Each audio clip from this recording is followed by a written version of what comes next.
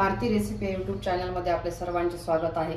तर आज आपण बनवणार आहोत वाळवणाची रेसिपी नंबर 2, बटाटा साबुदाण्याच्या चकल्या आज आपण बनवणार आहोत। ते आपण उपवासासाठी शक्यतो वापरतो, तसेच आपण लहान मुलांना पण तळून देऊ शकतो, नाश्त्यासाठी पण वापरू शकतो। त्यासाठी आपण रात्री अर्धा किलो साबुदाणा भिजवून घेतला आहे। साबुदाणा 2 पाण्याने धुवून घेतला आहे। त्यात आता मी त्यात थोडं अर्धा इंच पाणी वरती येईल एवढं पाणी टाकणार आहे। खूप पण पाणी टाकून साबुदाणा भिजवायचा नाही। आपण घेतला आहे 1.5 किलो बटाटा, तो मी उकडून घेतला आहे। आता मी साल काढून घेणार आहे। टाकणार आहे मी साधारण 3 चमचे मीडियम तिखट मिरची आहे, 3 चमचे वापरणार आहे। तुम्हाला तिखट हवं असेल तर अजून तुम्ही टाकू शकता। 3 चमचे मिरचीला मी 3 चमचे मीठ टाकणार आहे। तेल आपल्याला सर्वात पहिले आपण मसाला भाजून घ्यायला किंवा तळून घ्यायला आपल्याला लागणार आहे। तर मी सगळ्या बटाट्यांची साल काढून घेते आहे।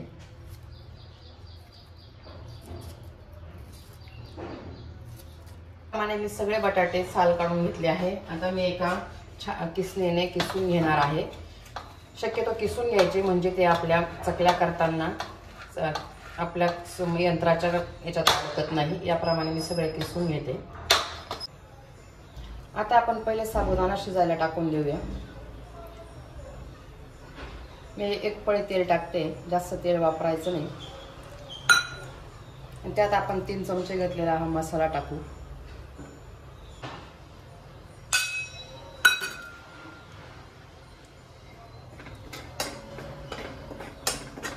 मसाला शक्यतो तेलातच भाजून घ्यायचा, डायरेक्ट टाकायचा नाही, नाहीतर आपल्याला तिखट लागू शकतो, चकली तिखट लागू शकते। मसाला तेलात तळला की पाणी घालायचं आहे। अर्धा किलो साबुदाण्याला आपण अर्धा लिटर पाणी वापरणार आहोत। पाण्याला उकळी आली की यात आपण भिजवून घेतलेला अर्धा किलो साबुदाणा टाकणार आहोत। त्याचप्रमाणे आपण घेतलेलं 3 चमचे मीठ पण आपण टाकून घेऊ। पण यात साबुदाणा शिजायला टाकूया।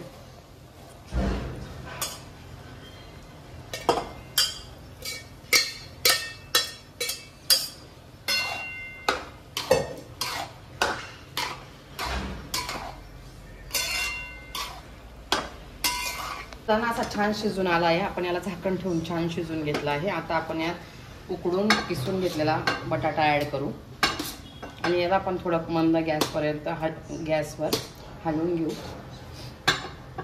मिक्स करून घेऊ। गॅस बंद करायचा नाही, मंदच ठेवायचा आहे, वाढवायचा पण नाही।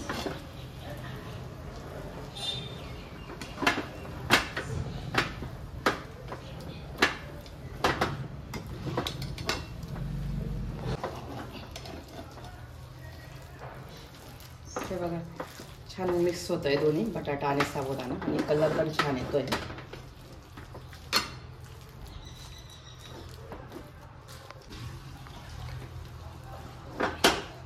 छान हलवून घ्यायचं, एकजीव करून घ्यायचं मिश्रण।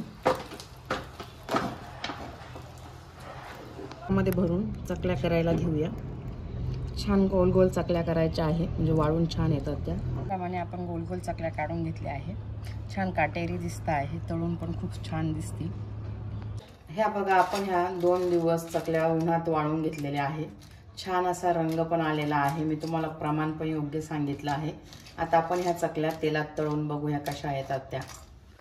तेल मीडियम आचेवर गरम झालं आहे। आता आपण चकल्या टाकूया आणि मी तुम्हाला आता चकल्या तळून दाखवते।